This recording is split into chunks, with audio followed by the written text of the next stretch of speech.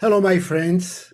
I'm very happy to be with you this time because once again we have the opportunity to meet, to talk together, and to start sharing some views and some ideas of health and nourishment and improvement and enjoyment, period.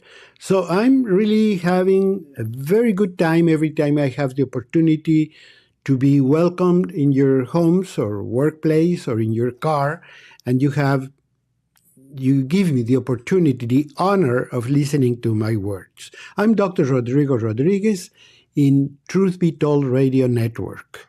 And I'm very happy that you allow me to get into your lives and try to share points of view of things that I think are important to every one of us. And I really hope that you can share this information with other people and that at least you are going to reflect on many of the things that we say. And you know very well that if you have any question, if you have any doubt, any comment, whatever it is, you can email me, you can Facebook, you can Instagram me, you can Twitter me, you can do any social media of your choice, and of course, Truth Be Told Radio Network, which you can search for it at Spotify. And with that, you can go to over 150 hours of programming and discussions about a lot of different things, from cancer to food to well-being to exercise, you name it. We try to discuss it all because one of my very personal feelings, I have the daring need to tell you, is that we are neglecting our lifestyles, we're neglecting our healths, and we are succumbing to a lot of chronic degenerative diseases that are killing just about the majority of us. Probably 7 out of 10 people are dying of these diseases. That's what the statistics tell us. But you don't have to go to a book. You don't have to Google it. Just look around. Just get to think of the last 10 people you know that died. Just think of that. You say, okay, let's think. Well, I remember my neighbor, I remember my friend, I remember, and then you think, well, he had high blood pressure, he had a heart attack, he had a stroke, he was diabetic, he was overweight, he was, etc., etc. So I don't have to tell you. It is just very common to see that even our friends, co-workers, church members, all of them, when you talk to them, they have a lot of these things. And how many people you know are on chronic medication because of the heart, because of the sugar, because of the blood pressure, because of kidney, liver, you name it, disease. Alzheimer's, which used to be a medical curiosity, right now runs rampant. We have more and more and more people suffering from Alzheimer, and what good is it if you have money and livelihood and friends and family if you cannot even recognize them? So we're talking about health as the source for enjoyment. If we're not healthy, we're not going to enjoy our lives. So this is very important to try to think about it and to learn about it.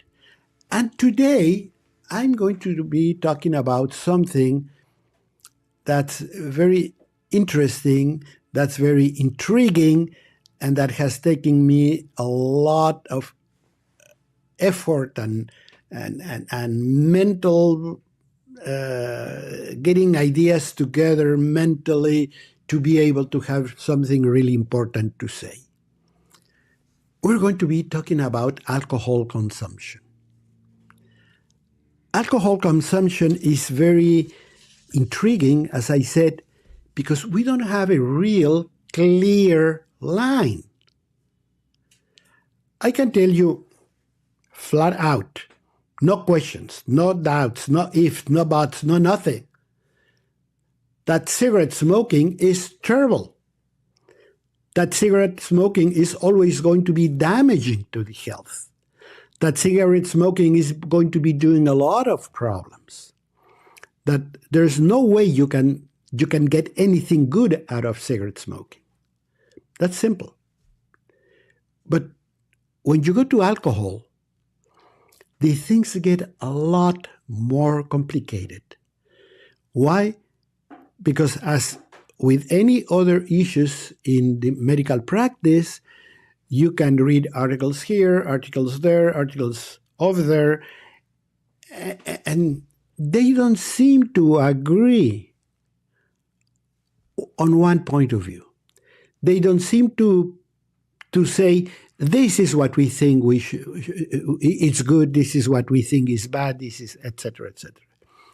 It's not easy at all when you talk about alcohol to get technical scientific opinions together or go in one line, as we have it with cigarette smoking. No, here you have a lot of different opinions, not only different, many times opposite opinions. Is it good? Is it bad? Etc. Because it all boils down to that part. You say, is it good to drink? Is it not good to drink? What benefit can I get, if any, out of alcohol drinking? Or what damage, if any, I'm going to get from drinking alcohol? And of course, the answer is very easy when you talk about alcoholism. That's a different story. Alcoholism is a disease in which the person needs a constant supply of alcohol, that drinks huge amounts of alcohol, and that has a problem staying out of alcohol. It's just like a drug addiction. That person, of course, is going to have health problems. Is going to have mental problems. Is going to be, I don't think anybody has any questions that that person is a sick person with alcoholism as a disease, and they need medical attention. But what happens with the rest of us? Where do I stand? Let's say I finish this radio show with you, or let's say that I visit any of you any of these days and you say, Doctor, what about a glass of wine? What about a beer? We're so used to share social times with some alcohol around that we don't even think about it. We don't have any second thought. You might have second thought with other things that look like a lot more innocent, like let's say a slice of cake or ice cream. You might say, no, I'm counting calories. I don't want to have this much sugar. I'm a diabetic, etc. So even with sugars, we sometimes are more careful. But in general, with alcohol, we're not. And sometimes you say, okay, sure, I'll have a glass of wine. Or how many times you go back home in the evening, you sit down, you sit in your favorite couch and so forth, and you grab a beer. Or you get home, you're ready to relax, you just throw away your tie and your coat, and your wife tells you dinner is ready, and she has a very nice glass of wine. Am I hurting myself in any way? Am I doing the right thing? Yes or no? So it boils down to, is it alcohol bad or is alcohol good? And the problem is there's not really a clear answer. So we're going to discuss what you have to look for in order to make it enjoyable, and safe. And something that you're going to feel good with without compromising your health or without compromising anything else. I once again have to say it. There's not a clear line. That's why I thought a lot about talking about this or not. But I have to tell you. Because if nobody tells you, if you don't ever question this, what happens is we tend to believe whatever suits us best. If somebody says alcohol is good because it protects you from heart disease or protects you from some disorders, you say, okay, that's the message I want to hear. And if somebody tells you, no, alcohol is not good because it gradually damages the brain cells and so forth, you don't want to listen to that part, then you don't listen to it. But if you're against alcohol, you're going to use it in an argument. That's sometimes the problem with medical papers, that we listen to the one that we want to hear. Not necessarily we want to make sure we have the truth. So we have to sit down. That's what I did. I have a couple of weeks reviewing medical literature, reviewing arguments on one side and on the other, and doing what I always do. Watch life around me. Because I know that medical papers not necessarily are right, not necessarily tell you the truth. Because I was a doctor, I was already a doctor when everybody started saying that margarine was better than butter. Big mistake. Had I believed all that information at that time, I would have made a lot of bad service to my patients. And all I could think of is, well, if God provided us with milk and dairy products, they have to be good. If God provided us with eggs, how can they be harmful? How can any doctor tell me eat less because they're harmful? Something has to be wrong. And looking for it and believing that God is always right has led me to very good answers that in more than 50 years as a doctor have proven to be right. So don't go anywhere. We're talking about alcohol.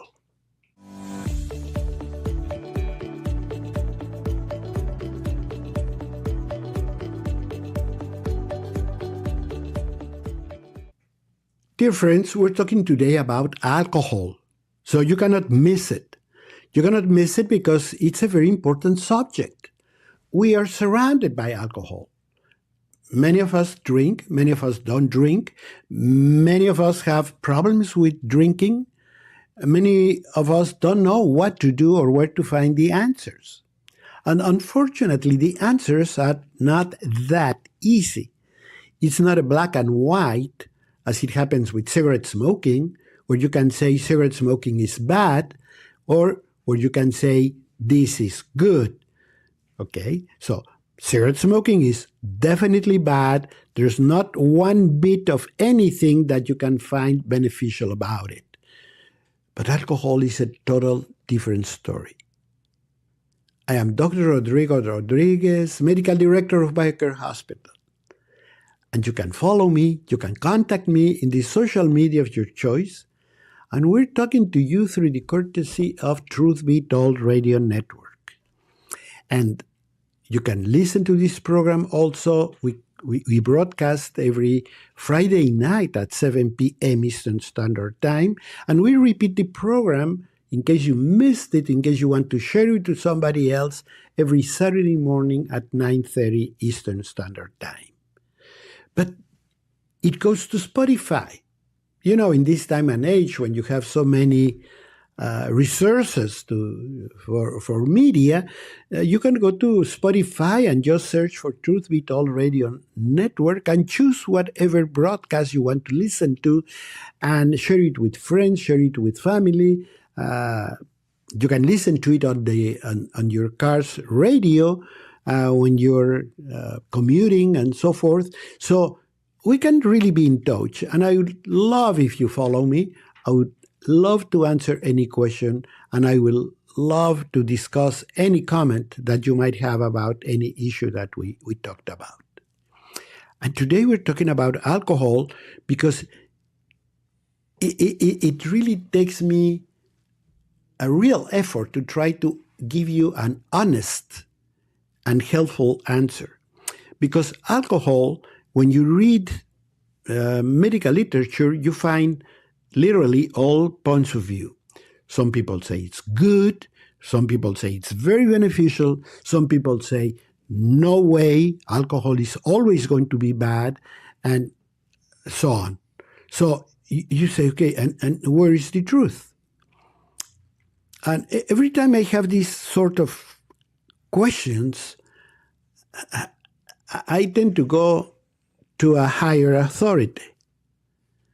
And that higher authority's point of view, I can read it. I'm going to read it from the Bible.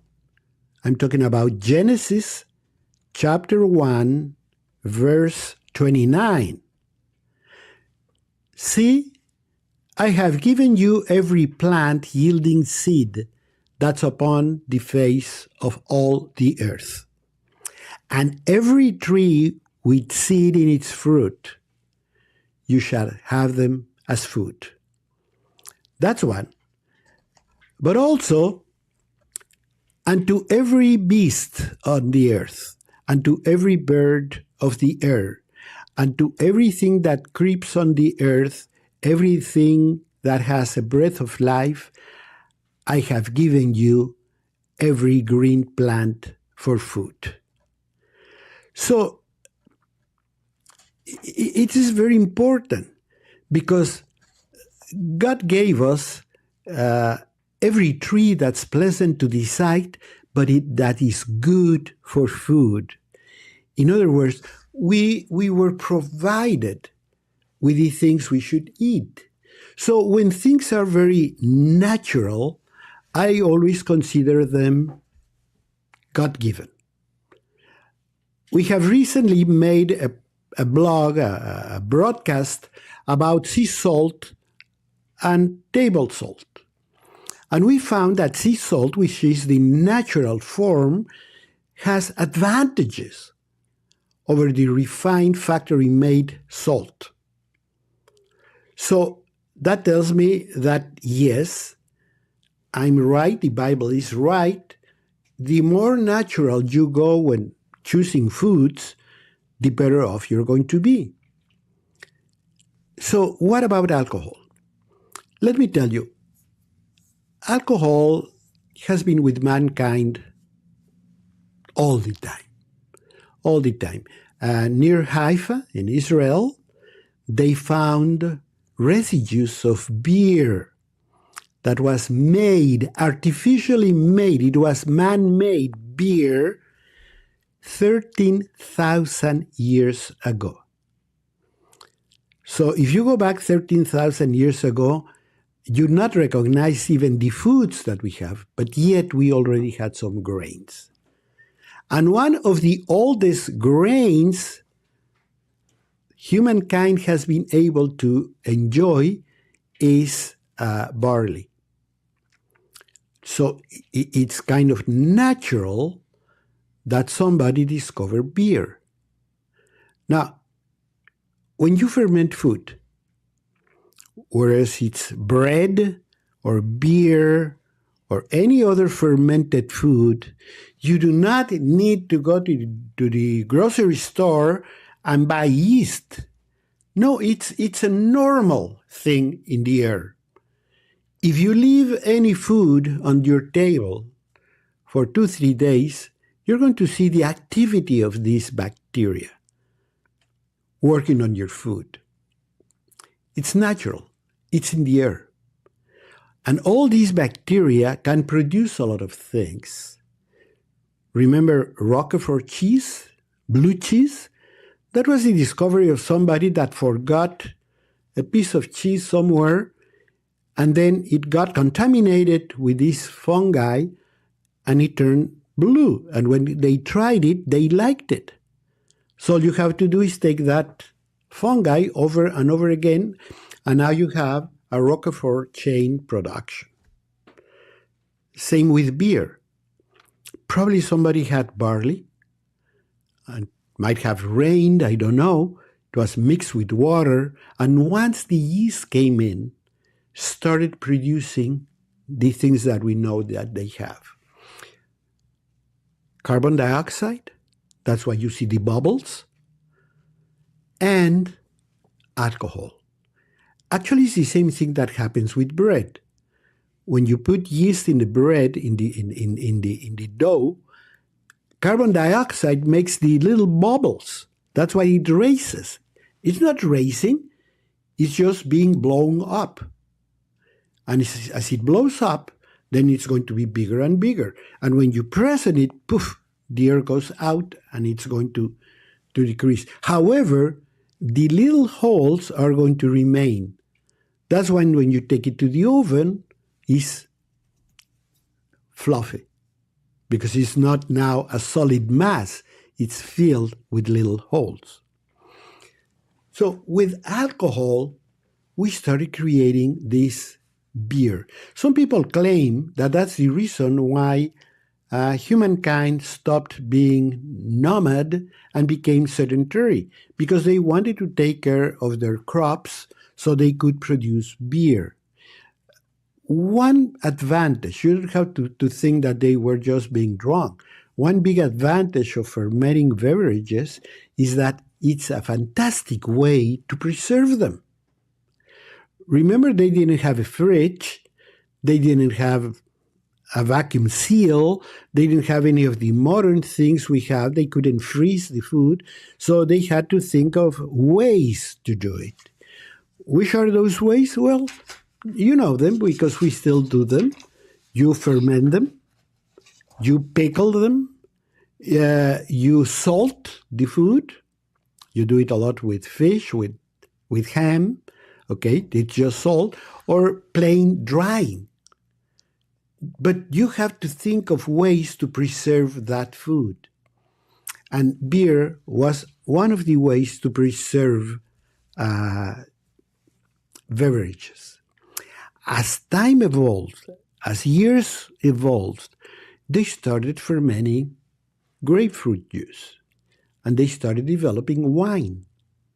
But one thing is very important, and I have to say this on behalf of our fellow men that live in those years. Water could be contaminated and create disease. Remember cholera? It was a waterborne disease that killed a lot of people.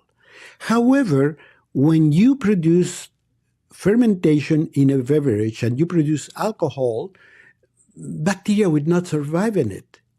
That's why people that could afford it would drink beer or wine because it was safe.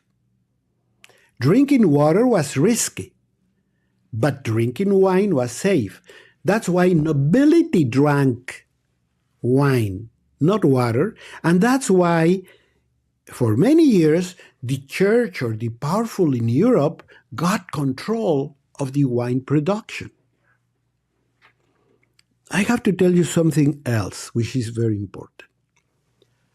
When you have a natural beverage like wine or beer, this is going to have a lot more than just alcohol.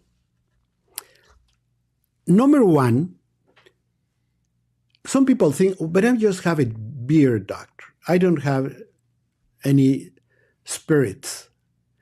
Or I just have a glass of wine, or I just have a glass of beer. Well, it happens to be, and I never thought of that until recently, that no matter what you drink, you're having about the same amount of alcohol, which is 10 grams per drink. You say, why 10 grams, doctor? I only have beer, and that has only 3.5%. Yes, but a beer, you normally drink about 300, 350 mLs. And when you have a shot of tequila or a shot of whiskey, you only have about 30 mLs. But at 40%, you're having your 10 grams. And the wine, it's between. The wine has about 13% alcohol, but we drink about 125. So when you think of the different size of the drinks, the alcohol proportion equals one another. So every time we're having a drink, we're having about 10 grams of alcohol, period. That's why when you are driving, the police is going to ask you how many drinks you had. He doesn't ask you if you had a beer or a shot or anything else, because that's about the alcohol that we get. Now, we go back to the same question. Is that right? Is that good? Or the contrary? It's bad for me. I shouldn't do it. Good answers. Don't go anywhere. I have good answers for you.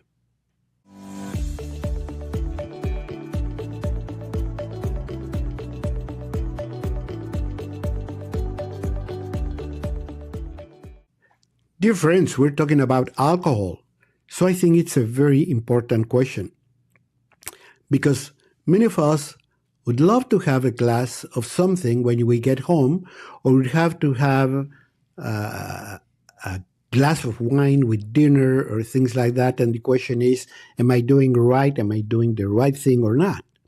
And the answer is a lot more complicated. When I started looking at this and I wanted to give you answers, I found that it was not an easy answer.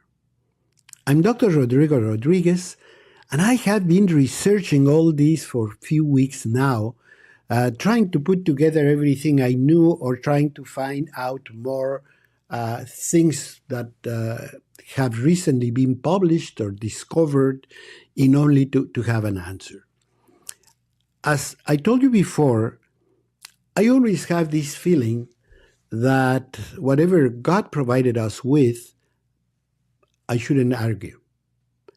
And alcohol, in a way, is part of the nutritional offer that naturally we can have. Nobody planned on making beer. Nobody planned on making wine. No, in the beginning, nobody was planning to, let's get some beer and let's have a ball. No, it probably was barley left and rained and mixed with water and fermented through the bacteria that float freely in the atmosphere. And when it rained, it had all those bacteria, and that provided us with fermentation of that barley, and that created beer. And then they drank it and they thought, I feel something, okay? And that was alcohol. It's important to tell you that we're not naturally made to drink alcohol. That's something that very few people know. Alcohol is not, because it's not a normal food, you have to get used to it. Not only you as a person, but also genetically. Europeans have used alcohol for many, many generations. All the Mediterranean cultures, after all, beer and wine come from those areas, from Northern Africa, from Southern Europe, from the Mideast. So those people had to learn, and by learning, by that I mean their bodies had to adjust in order to be able to metabolize alcohol into something that's not harmful. If you put alcohol in a person's body, it's harmful. If you inject alcohol in a person's body, it's harmful, because the body has to detoxify that alcohol. And by detoxification, I mean you have to transfer it into other compound that is not damaging to the body. And that the body has to learn, and learn through generations. And if you have in your ancestry Irish people or French people or Mediterranean people, probably your body can very well metabolize alcohol. But if you're in cultures that were not used to alcohol and you start drinking, you might have serious health problems. And in America, we have two groups that are not used to alcohol, that can hardly metabolize it. One is Hawaiians, and the other one is Inuit people. Inuit people can even die if you give them some alcohol. Those of you that have traveled to northern Alaska or northern Canada and you go to Inuit groups, you're going to see many times signs that says, do not offer alcohol to Aboriginal people because they cannot handle it. They're going to end up in a hospital. They might die because their bodies cannot manage it. So, but those of us that have mainly, again, European ancestry can handle it a lot better and actually enjoy it better. But I was saying that not all drinks are created equal. Beer and wine, and this is again very similar to sea salt versus refined salt. Beer and wine, which are the naturally fermented drinks, are not only alcohol and water.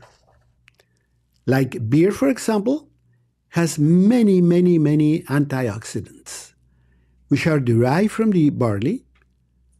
And those substances are even heart protective, like flavonoids. And they give you a lot of things that can be making the difference between good and bad. They have other compounds, and those compounds can be beneficial for health. Now, when we talk about beer, we have also more than just the barley. Remember that with beer, we have other ingredients that seem to be also very good, and they can produce, for example, antioxidants as the superoxide dismutase, which is one of the most powerful antioxidants there is, vitamins, polyphenols, phytosterols. These substances are health protective, immune enhancers. So when you have a glass of wine or when you have a beer, you might be doing something that's going to be good for your body. So what is the answer? You have to check your ancestry and you have to see how you react to the alcohol drink. Let's think for a few minutes. What happens when people drink alcohol? And there is the difference. There's the genetic difference. This is the environmental difference. This is the upbringing difference. We respond in a different way, don't we? We have friends that drink and go to sleep. You have friends that you give them a drink and get all excited and happy. But fun, nice. You have people that drink and start crying and get depressed and start complaining about everything. They change their personality. And you have friends that definitely you do not want to see them drinking because they become a real nuisance to themselves and to people around them. What is the difference? The difference is that they have a different make. And the way they're going to detoxify alcohol is different. And they're going to produce different chemicals in the body that can induce excitement or depression or plainly put you to sleep. Or the contrary, make you aggressive, etc. One thing is for sure, when we start drinking alcohol, our own control of many of our functions and many of our mental functions goes under. So we don't have the normal self-control that we would have, that don't shout because there's Mrs. So-and-so, don't do this because we're close to a church, etc. All those self-respect, self-constraining factors are going to go down. So depends on how you react under those circumstances, you can have the first answer. If you're the type that gets overly excited, if you're the type that gets bothersome, if you're the type that gets aggressive, don't drink. You're producing the wrong chemicals. And for that, you need a good friend, a real good, honest-to-God friend. A one that you can say, when I drink, how do I react? And say without any makeup, without anything, say, I don't think you should drink. On the contrary, some people are fun, some people. But really, really, what I would expect from your drink, because of the moderation and because of your metabolic control of it, is I would expect none of the above. If you have some special response, you should not drink. We're going to drink if, number one, we have a fermented drink and we feel nothing. If anything, we feel relaxation and some sort of well-being sense. We should, of course, keep all our functions, keep all our judgment.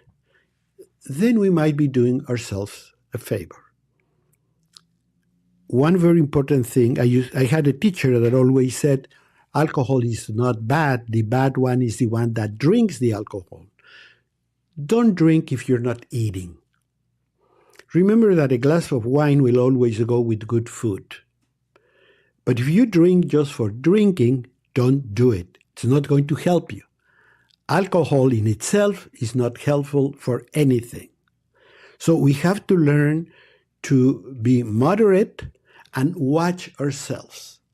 And ask somebody, again, very honest, very good friend, that tells you, don't do it. You're not really fun. You don't look really good. But if you start losing control in any way, with any amount of alcohol, alcohol is not for you. Once again, you're producing the wrong chemicals. And it's going to get you in trouble. So alcohol should be a benefit. It should make you feel good, never bad, and you should always be able to control yourself. Now, when you go to distill spirits, like whiskey or cognac or any of those things, you're getting alcohol, period. It's like the refined salt on the salt shaker. You're getting sodium, period. Here you're getting alcohol, and unless you really love it, and unless it's Christmas or your birthday, I wouldn't do it. It's not advisable, it's not helpful. It can produce anywhere from gastritis to bad reactions. The amount of alcohol is very concentrated. You still have the same 10 grams with very little water. That's why some people fix it with a chaser or something like that, but don't do it. My advice, if you want to drink, get a good quality beer and a good quality wine. Other than that, stay away from it, and stay away from it if anybody that's around you tells you, don't drink. I'll be right back.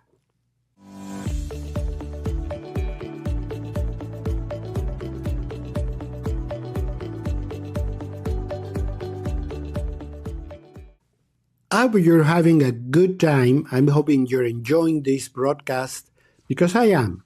I love talking about health issues, about good advice that I feel people should have, information people should have, because information is power. And once you have the power to change your life and your lifestyle, then you have the power to create enjoyment and be happy and progress and just be fruitful. and enjoy everybody and everything that's around you. I'm Dr. Rodrigo Rodriguez, Medical Director of BioCare Hospital. And once again, I want to invite you to visit our social media, Facebook, Twitter, Instagram. Ask questions. Any doubt that you have, don't think of it, just type it. You can do it at 3 o'clock in the morning. You can do it in the middle of anything. You can just Twitter it on your phone and say, hey, what about this? Or what if I drink of that? I'll be very happy to try to give you a very honest answer. And I'll do it right away. Because I love to talk to people, because I know, I swear to God that if we all set to be healthier, we can be healthier. And you owe it to you, and you owe it to your family. You owe it to anybody that loves you, anybody that wants to see you around, everyone that wants to enjoy time with yourself. You owe it to them. That when they look for you, when they invite you, when they tell you, I'm coming, you have the will, the strength, and everything to say, oh, welcome. Yes, let's do it. I'll go with you. Let's go camping. Let's have a barbecue. Come down. We're going to sip a cup of tea. Let's talk about the world situation, whatever. But because you have the disposition, the energy to do it. That's what I like to talk about. Second, because I know that every day that goes by, many lives could be saved if they only listen to this type of message. If they stop to think, what am I doing with my life? I'm drinking too much. I'm eating the wrong food. I'm drinking sugar things, etc. Where am I going? My blood pressure is going up. My waistline is getting bigger. My understanding of things, it starts to go away. My memory is not what it used to be. And all sorts of warnings that we just don't pay any attention to. And you have to rebuild yourself. You have to say, wait a minute, this is like my house. Sit down in your house, sit down in your porch and look at it. And look at the paint, and look at the windows, and look at the glass of the windows. Look at the seat you're sitting on and say, this squeaky, that's rusted, that shouldn't be there. Why don't I start fixing this and fixing that and fixing that? And in no time at all, many times a do-it-yourselfer can do beautiful things. It's just that we don't think about it. We get used to it. You know, I have a niece that lives abroad, and one day came to my house, and we were having a lot of fun, and she started looking around, and then she told me, you know what, Uncle? I think your house starts to show the pass of time. That was a call of attention. Not because I want my house to be sparkling, but that tells you that you're not paying good attention to something very important, because you get used to it. So I sat back and looked at it, and I thought, yeah, I think I could use some paint. I could fix this. I could remove that. I could start doing something to bring my house to where it should be. And I did it. And I was very proud. Like a year later, when she came back, she told me, you've been working on it, Uncle. I congratulate you. And not because of the house, again. It's because that tells you you're putting attention to things that are very important. Sometimes we're paying a lot of attention to who's going to win the World Series. That's okay. If baseball is your fancy, absolutely right. But there are things that are more important. And that's your house, that's your family, that's your own life. So let's keep our attention to where attention should be. And the first and most important possession that we have is our own health, because you are the bread maker. You are the one that provides. You are the one that keeps the family together. You're the one that gets everybody enthusiastic about something. You're the one that organizes this or that. You have to keep on doing it, and you can. Time is not the excuse to do less and less. Quite the contrary. The older you are, the wiser you are, the more you know everybody, and the more you can put things together to please any member of the family. And they're going to say, oh, he always thinks of others. Oh, he always had a good point for anybody. That's what you have to do. But for that, you have to be aware, vigilant of your health.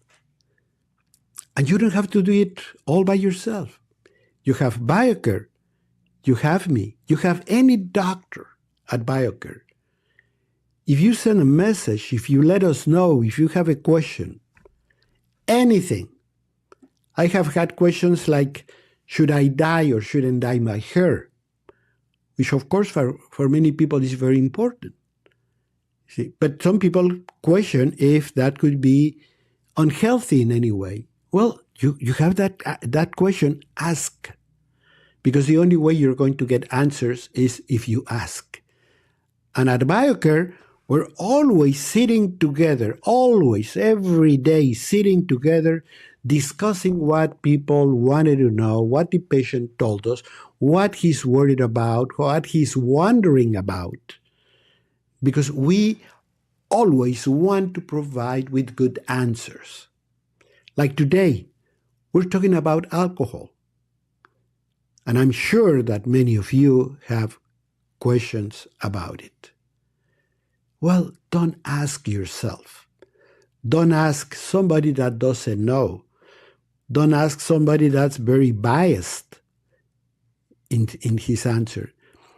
Ask somebody that's going to give you a very honest answer, and that's going to take into consideration many of the things that I have already told you. What's your genetic background? What is your upbringing? What type of family you belong to? What you drink, how much, what time? If you start putting all those questions together, you're going to be able to manage your life a lot better with alcohol, with sugar, with calories, with fats, with everything. And if you search Truth Be Told Radio Network on Spotify, you're going to find hours of conversation about all these subjects. So you don't have to guess. But it's very important also that you share it. Because when we keep knowledge for ourselves, it doesn't do that much good. It helps you, but doesn't do all the good it could. Because this is like a seed. I get some information, I have to throw it out. I have to distribute it because I know it's going to grow somewhere else. And if it grows somewhere else, we're going to be more and more people that are healthy. In America, we're almost losing the battle.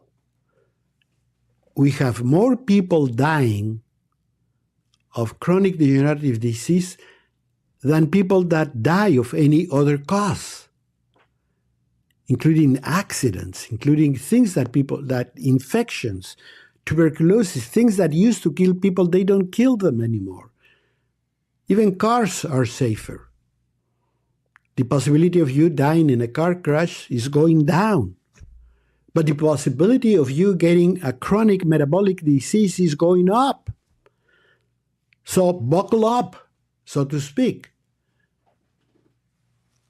Get your seat belt And that is by learning how to take care of yourself, how to BioCare yourself.